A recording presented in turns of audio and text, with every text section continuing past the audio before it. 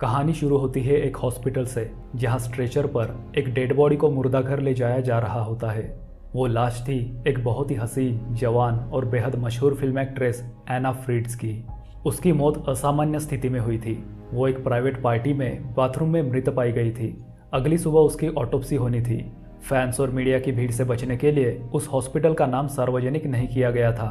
मुर्दा घर का अटेंडेंट पाओ एना की लाश को मुर्दा घर में ले जाकर रखता है। उत्सुकतावश वो कफन हटाकर एना की खूबसूरती को अपने मोबाइल कैमरा में कैद करते हुए उसकी एक फ़ोटो खींच लेता है। उस फोटो को वो अपने दो दोस्त इवान और हावी को फॉरवर्ड कर देता है। कुछ समय बाद करीब रात 11 बजे इवान और हावी पाओ के हॉस्पिटल पहुंच जाते हैं। वे लोग हॉस्पिटल रिसेप्शनिस्ट से अपने आने की खबर पाओ को पहुंचवाते हैं। पाओ वहां आता है और उन्हें देखकर सरप्राइज हो जाता है। वे लोग वहीं हॉस्पिटल के डंपिंग एरिया में ड्रग्स और शराब का सेवन करते हैं। फिर इवान के जिद करने पर पाओ उन दोनों को एना की लाश दिखाने मुर्दा घर ले जाता है। इवान एना जैसी मशहूर फिल्म स्टार को पास से देखना चाहता था, भले ही वो मर चुकी थी। मुर्दा घर में पहुंचकर पाओ कहता है कि डरने की कोई बात नहीं, अगर कोई आएगा तो उसके कलीग्स उसे मैसेज भेजकर सचेत कर देंगे।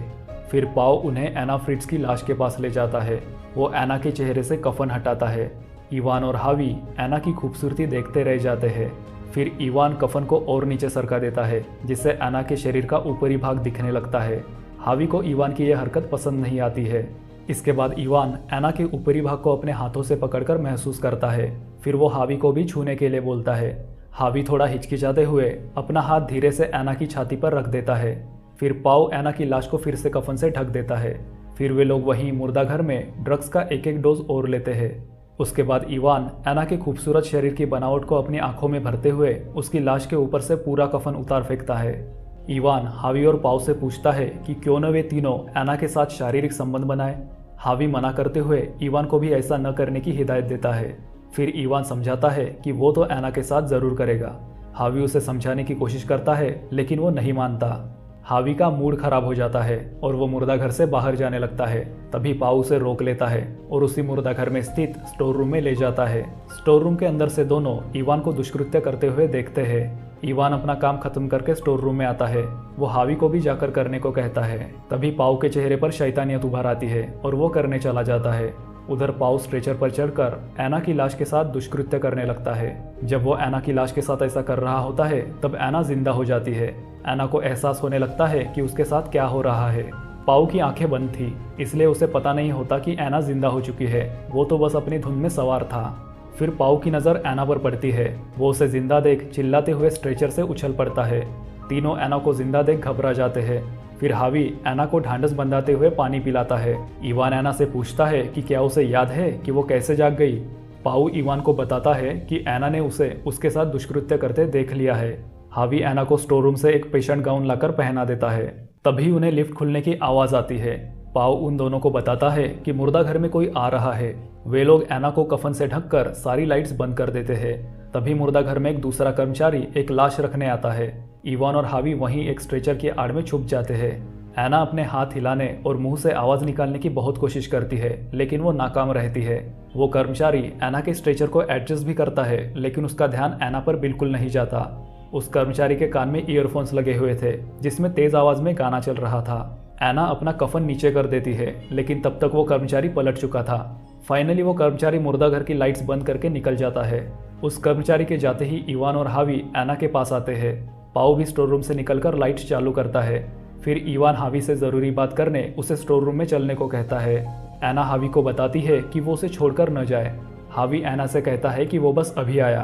फिर वो इवान के साथ स्टोर रूम में चला जाता है। पाओ भी उनके पीछे अंदर चला जाता है। इवान कहता है कि एना सब समझ चुकी है और वो पक्का सबको बता देगी। आगे इवान कहता है कि सब समझ रहे हैं कि एना मर चुकी है, तो क्यों न वाकई में एना को जान से मार दे, किसी को कुछ भी पता नहीं चलेगा। हावी इस बात के लिए बिल्कुल भी तैयार नहीं होता है। फिर वो दंदनाता हुआ स्टोर रूम से बाहर चला जाता है। हावी एना के स्ट्रेचर को धकेलकर मुर्दा घर से बाहर ले जाने लगता है। ये देख इवान हावी को रोकने की कोशिश करता है। गुस्से में हावी एना के सामने ही इवान पर चिल्ला पड़ता है, तुम मुझे इसे मारने बोल रहे हो, खोलो दरवाज़ा। ये सुनकर एना की आंखें फटी की फटी रह जाती है। एना के सामने राज खुलता देख इवान सख्ते में आ जाता है और कहता है कि अब यहाँ से कोई भी बाहर नहीं जाएगा। एना इवान से बाहर जाने के लिए गिड़गिड़ाने लगती है। हावी उसे आश्वासन देता है कि वो उसे वहाँ से बाहर लेकर जाएगा। हावी दरवाज़ा खोलने की कोशिश करता है लेकिन दरवाज़ा लॉक था। फिर पाओ उन्हें बताता है कि चाबी तो उससे बाहर ही छूट गई है। ये सुन हावी दरवाज़ा पीटने लगता है। इवान उसे रोकने की कोशिश करता है तो गुस्से में हावी उसके मुंह पर एक जोरदार घुसा जड़ देता है। बदले में इवान उसे जमीन पर पटक कर तब तक बेतहाशा घुसे मारता गया जब तक कि पाओ ने उसे खींचकर अलग नहीं कर दिया। इवान के इस हमले से हावी बेसुध हो चुका था। तभी उनकी नजर हावी के सिर से बहते खून पर पड़ती है। उन्हें लगता है कि कहीं हावी मर तो नहीं गया। पाओ उसकी सांस चेक करता है तो पाता है कि वो जिंदा है, लेकिन उसका खून बहुत तेजी से बह रहा होता है। इवान को अपने किए पर पछतावा होने लगता है। वो हावी से माफी मांगता है। पाओ स्टोर रूम से कपड़ा लाकर हावी की चोट पर लगा देता है। वो इवान को बताता है कि उन्हें जल्द से जल्द हावी को डॉक्टर के पास ले जाना होगा। वो दोनों हावी को स्टोर रूम में ले जाकर दीवार के सहारे टिकाकर बैठा देते हैं। फिर पाओ एना को भी स्टोर रूम में ले आता है। पाओ और इवान हावी को ऊपर हॉस्पिटल के गेट पर चुपके से छोड़कर आने का प्लान बनाते हैं ताकि उसे वहां से कोई न कोई हॉस्पिटल के अंदर ले ही लेगा और उसकी जान बच जाएगी। इवान हावी को अपना मुंह बंद रखने की सख्त हिदायत देता है।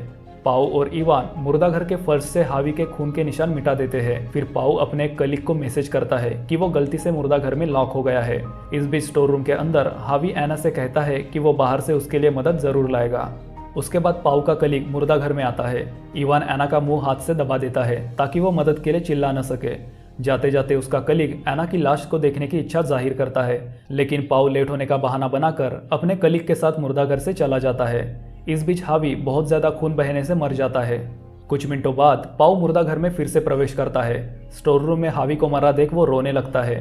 फिर वो इवान से कहता है कि अब उन दोनों को उम्र कैद से कोई नहीं बचा सकता। इवान पाओ से कहता है कि वो हावी की लाश को कचड़े के कंटेनर में डालकर बाहर फेंक देंगे। तभी एना उन दोनों से कहती है कि उसे जाने दे, वो किसी को कुछ भी नहीं बताएगी।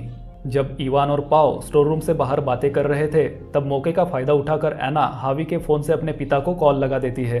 तभी वे दोनों स्टोर रूम में वापस लौट आते हैं और एना के हाथ से फोन छीन लेते हैं, लेकिन तब तक देर हो चुकी थी। एना ऑलरेडी अपने पिता को कॉल लगा चुकी थी। एना बताती है कि उसके पिताजी अब मदद लेकर वहां पहुंचने ही वाले हैं, लेकिन उसने अपने पिता को सिर्फ यही बताया है कि वो जाग गई है और इससे ज्यादा कुछ भी नहीं। इवान पाओ से कहता है कि एना ने हावी के फोन से कॉल किया है, इसलिए अब कुछ नहीं हो सकता है। वो दोनों बर्बाद हो चुके हैं, गेम ओवर। फिर वे दोनों एना को ऊपर डॉक्टर के पास ले जा रहे थे। तभी इवान की जेब में रखा हावी का फोन बज उठता है। जैसे ही वो फोन पिक करता है एना चिल्लाने को होती है, लेकिन तभी पाओ एना का मुंह दबा देता है। दरअसल ये एना के पिता का कॉल बैक था, क्योंकि जब एना ने उन्हें कॉल किया था तब वो कॉल रिसीव नहीं कर पाए थे। इसके बाद इवान रॉन्ग नंबर का बहाना बनाकर फोन काट देता है। जैसे ही इवान और पाओ को पता चलता है कि एना की उसके पिता से बात नहीं हो पाई थी, वे तुरंत ही एना को दोबारा मुर्दा कर ले जाते हैं। एना बहुत चिल्लाती है। इवान एना को मारता है। इवान पाओ से कहता है कि वो ट्रैश कंटेनर लेने ऊपर जा रहा है, तब तक वो एना को बांध कर रखे। इवान के जाने के बाद पाओ एना के हाथ पैर बांधने लगता है। एना पाओ को बताती है कि जब वो अपने कलीग के साथ मुर्दा घर से बाहर गया था, उस दौरान इवान ने खुद ही अपने हाथों से हावी की गला घोटकर हत्या कर दी थी और ये सब उसकी आंखों के सामने हुआ था। वो कभी भी हावी को हॉस्पिटल नहीं ले जाने वाला था। पाओ को यह सब सुनकर बहुत झटका लगता है। फिर वो उससे कहती है कि हावी की हत्या का इल्जाम भी वो पाओ के ही माथे मढ़ने वाला है, लेकिन पाओ एना के मुंह पर पट्टी लगा देता है। इधर इवान कंटेनर्स लेने जैसे ही डंपिंग एरिया में पहुंचता है, दो नर्स वहां आ जाती है और बातें करने लगती है। इवान उनसे बचकर वही छुप जाता है। मुर्दा घर के स्टोर रूम में जब पाओ रोते हुए हावी के खून के निशान मिटा रहा होता है, तब एना आजाद होकर खुद को स्ट्रेचर से नीचे गिरा लेती है, क्योंकि उसके पैर काम नहीं कर रहे थे। उधर इवान नर्स के जाते ही कंटेनर लेकर तेजी से मुर्दा घर की ओर लपकता है। पाओ एना की हरकत से अनजान स्टोर रूम में अपने सफाई अभियान में लगा हुआ था।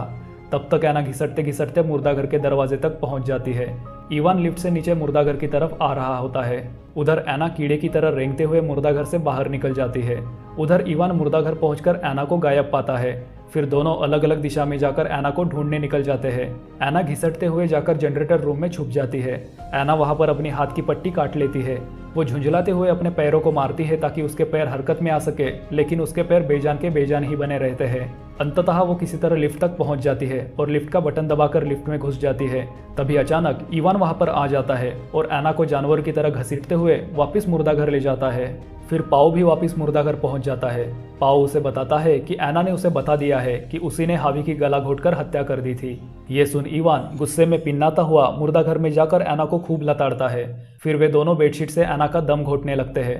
एना सांस के लिए छटपटाने लगती है और अंततः वो दम तोड़ देती है। फिर वे हावी की लाश को ट्रैश कंटेनर में डाल देते हैं। इवान पाओ को एना की लाश साफ करके सारे सबूत मिटाने को कहकर खुद हावी की लाश ठिकाने लगाने चला जाता है। उसके जाने के बाद पाओ एना की लाश को अच्छे से साफ कर उसे वापस पहले की तरह ढक देता है। पाओ मुर्दा घर से बाहर जाते हुए रुककर पलटता है, तभी एना कफन के नीचे खांस देती है। वो धीरे धीरे चलते हुए एना की तरफ आता है और कफन उठाकर एना को देखता है। एना बिल्कुल स्थिर थी। फिर वो उससे कहता है कि ऐसे ही मरे होने का नाटक करती रहे। तभी इवान के आने की आहट सुनकर वो झटके से एना को कफन से ढक देता है। इवान कफन हटाकर एना की लाश का मुआयना करता है। फिर वे दोनों मुर्दा घर से निकल जाते हैं। लिफ्ट के पास पहुंचकर इवान को ध्यान आता है कि ड्रग्स लेते वक्त इस्तेमाल किया गया उसका क्रेडिट कार्ड अंदर मुर्दा घर में छूट गया है। वो उसे लेने वापस मुर्दा घर पहुंचता है, लेकिन मुर्दा घर पहुंचते ही वहां एना को जिंदा देख ठिठक जाता है। वो तुरंत समझ जाता है कि पाओ इसमें एना के साथ मिला हुआ है। वो गुस्से में पाओ का गला दबाने लगता है और फिर उसे जमीन पर पटक कर लाते मारने लगता है। तभी पीछे से एना आकर इवान की गर्दन में कैंची से तेज प्रहार करती है। इवान खून में लथपथ जमीन पर गिरकर मर जाता है। पाओ एना से पूछता है कि ये उसने क्या किया, वे लोग तो वहां से जा रहे थे। जवाब में एना पाओ के पेट में कैंची भोंक देती है और उसे तब तक कैंची मारती रहती है जब तक कि वो मर नहीं गया। और इसी के साथ ये मूवी यहीं पर समाप्त हो जाती है। ऐसे ही और वीडियोस देखने के लिए इस वीडियो को लाइक और चैनल को सब्सक्राइब करना ना भूलें।